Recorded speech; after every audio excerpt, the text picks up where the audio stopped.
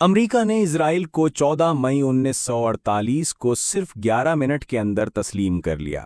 یہ اس بات کی علامت تھا کہ امریکہ اسرائیل کو ایک اسٹریٹجک اتحادی کے طور پر دیکھتا ہے، نہ کہ صرف ایک نئی ریاست۔ 1967 کی 6 روزہ جنگ اور 1973 کی یوم کپور جنگ کے بعد امریکہ نے اسرائیل کے لیے باقاعدہ فوجی امداد کا آغاز کیا، کیونکہ اسے یقین ہو گیا تھا کہ اسرائیل مشرق وسطیٰ میں سوویت یونین کے اثر و رسوخ کے خلاف ایک مؤثر دفاعی مورچہ ثابت ہو سکتا ہے۔ امریکہ ہر سال اسرائیل کو تقریباً 3.8 ارب ڈالر کی فوجی امداد دیتا ہے، جو 2016 میں صدر اوباما کے دور میں ہونے والے تاریخی معاہدے کے تحت جاری ہے۔ یہ امداد تاریخ کا سب سے بڑا 2 طرفہ دفاعی معاہدہ تصور کیا جاتا ہے۔ امریکی دفاعی امداد کا بڑا حصہ اسرائیل امریکہ ہی سے اسلحہ، ٹیکنالوجی اور دیگر فوجی ساز و سامان خریدنے پر صرف کرتا ہے، جس سے امریکی اسلحہ ساز اداروں جیسے بوئنگ، ریٹھیون اور لاک ہیڈ مارٹن کو براہ راست معاشی فائدہ ہوتا ہے۔ امریکہ میں اسرائیل نواز طاقتور لابی تنظیمیں جیسے AIPAC، کانگریس، سینٹ اور پالیسی ساز اداروں پر اثر انداز ہوتی ہیں۔ ان کے دباؤ کی ایک مثال 2021 میں آئرن ڈوم دفاعی نظام کے لیے اضافی 1 ارب ڈالر کی منظوری ہے، جو شدید مالی دباؤ کے باوجود دی گئی۔ امریکی مین سٹریم میڈیا اکثر اسرائیل کے بیانیے کو ترجیح دیتا ہے، جس سے امریکی عوام کی رائے پر براہ راست اثر پڑتا ہے اور اسرائیل کے لیے عوامی حمایت برقرار رہتی ہے۔ امریکہ میں ایوانجیلیکل عیسائیوں کی بڑی تعداد اسرائیل کی مذہبی بنیادوں پر حمایت کرتی ہے۔ ان کا عقیدہ ہے کہ یہود کا فلسطین میں واپس آنا بائبل کی پیشگوئیوں کی تکمیل ہے۔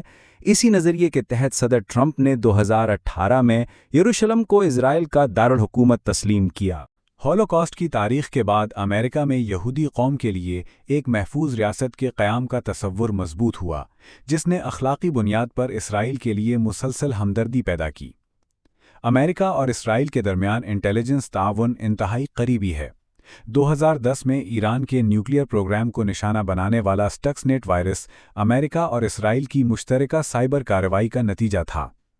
2023 میں اسرائیل نے ایران نواز شامی ملیشیاؤں پر متعدد فضائی حملے کیے، جنہیں امریکی انٹیلیجنس اور سفارتی حمایت حاصل تھی۔ ان حملوں کو ایران کی نیوکلیئر صلاحیت کے خلاف پیشگی حکمت عملی کے طور پر دیکھا گیا۔ 2020 کے ابراہیمی معاہدات میں امریکہ نے ثالثی کا کردار ادا کیا، جس کے تحت متحدہ عرب امارات، بحرین اور دیگر عرب ممالک نے اسرائیل کو تسلیم کیا۔ ان معاہدات کے ذریعے امریکہ نے اسرائیل کو علاقائی تنہائی سے نکال کر عرب دنیا سے جڑنے کا موقع فراہم کیا۔ اسرائیل امریکہ کی خارجہ پالیسی میں وہ کردار ادا کرتا ہے جس کے ذریعے عرب دنیا کو تقسیم رکھا جا سکتا ہے، تاکہ امریکہ خطے میں اپنی سیاسی، فوجی اور توانائی سے متعلقہ اجارہ داری برقرار رکھ سکے۔ یہ تمام عوامل صرف وقتی اتحاد نہیں، بلکہ نظریاتی، عسکری، سفارتی، معاشی اور مذہبی سطح پر ایک گہرے اور مربوط تعلق کی نشاندہی کرتے ہیں جو عالمی سیاست میں مستقل نوعیت اختیار کر چکا ہے۔ آپ کی اس بارے میں کیا رائے ہے؟